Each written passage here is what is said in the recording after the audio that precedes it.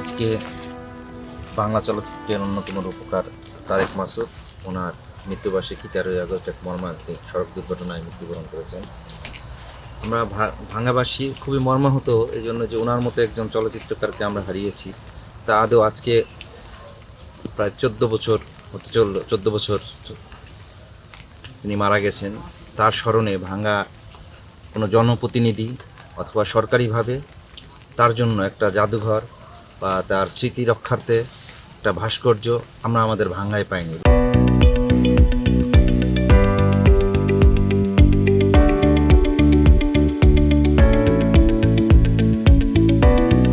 তারেক মাসুদের প্রাণ দিবস উপলক্ষে আমরা এখানে সকলে শোকাহত হৃদয় নিয়ে আমরা এখানে উপস্থিত হয়েছি। তারেক মাসুদ কতদিন বাঁচতেন, কতদিন বেঁচে ছিলেন সেটা আমার কাছে মুখ্য বিষয় নয়।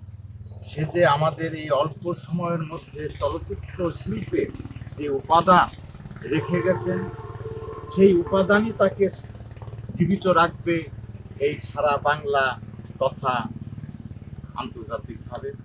তাই প্রজেক্ট আমার দেখার জন্য নিজে হাতে সাজাবো তারেকের জিনিসপত্র, তো সেটা আর সময় নাই মনে হয়, কিন্তু সেটা তো হইলে এখনও আমি অনুভব করতে পারি।